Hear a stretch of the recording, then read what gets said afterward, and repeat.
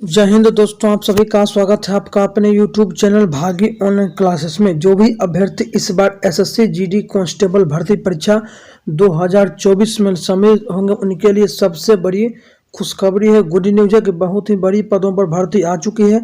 आज इस वीडियो में हम आप सभी अभ्यर्थियों को बताएंगे कि SSC GD Hindi syllabus in Hindi, यानी आपको हिंदी का पूरा डिटेल सिलेबस बताएंगे। जो भी आपका 20 क्वेश्चन आता है यानी 40 नंबर का हिंदी से, वो आप 40 में से 40 मार्क्स कैसे ला सकते हैं हम आपको बताएंगे कि वो हिंदी में आपको कौन कौन सा चैप्टर आपको पढ़ना पड़ेगा।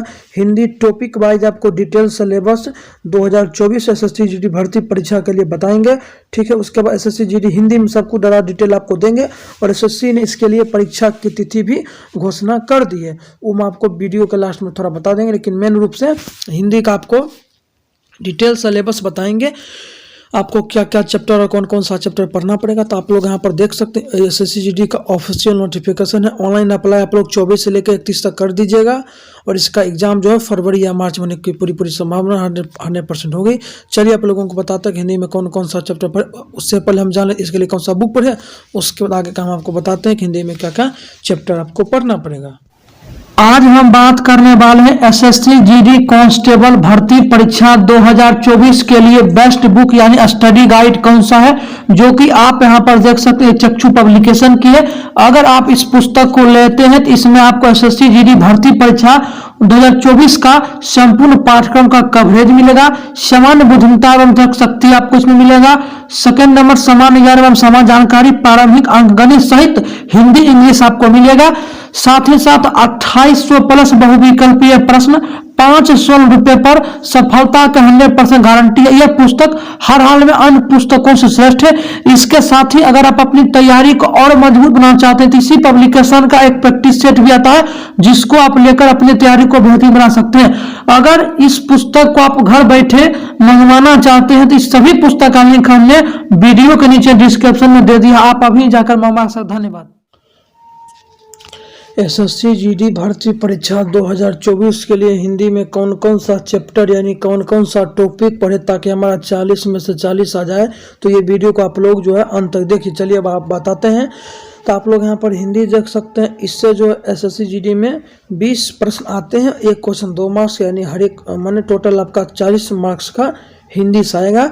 तो हिंदी में आपको सबसे पहले वर्ण विचार आपको पढ़ना है, ठीक है। पहला चैप्टर आपको वर्ण विचार पढ़ना है। दूसरा आपको संज्ञा से लेके लिंग वचन कारक ये सब आपको अव्यय तक पढ़ना है। उसके बाद तीसरा सबसे इम्पोर्टेंट वर्तनी सामान्य अशुद्धियाँ आपको पढ़ लेना है, ठीक है। उसके बाद चौथा आपको जो चैप्टर पढ़ना पड़ेगा हिंदी में एसएससी जीडी में 40 में से 40 लाने के लिए संधि और 5वां समास, ये आप लोगों को पढ़ना है। उसके बाद छठा चैप्टर आप लोगों का होगा शब्द विचार, जिसमें से आप तद्भव पढ़ सकते हैं, तत्सम, देशज, विदेशज, ये सब संकर शब्द, यानी ये जो हुआ आप लोग आसानी से पढ़ सकते हैं। आसानी से आप लोग इसको जो पढ़ लीजिएगा, इससे भी आपका मिनिमम 2 क्वेश्चन आ ही जाता है। तो आप लोग इसको भी देख लीजिए, ये आसान है, आप लोग एक बार में इसको खत्म कर सकते 1 घंटा के अंदर। जितना चैप्टर है वो आपको बोलते हैं शुद्ध सामान्य अशुद्धियाँ या शुद्धियाँ छोड़कर सब कुछ आप जो 1 घंटा में कर सकते हैं। लेकिन ये उसके बाद विलोम शब्द आपको थोड़ा टाइम देना, अच्छे से याद कर लेना है, ठीक है। उसके बाद 8वां जो चैप्टर आपको पढ़ना पड़ेगा 40 में से 40 लाने के लिए, वो है पर्यायवाची शब्द।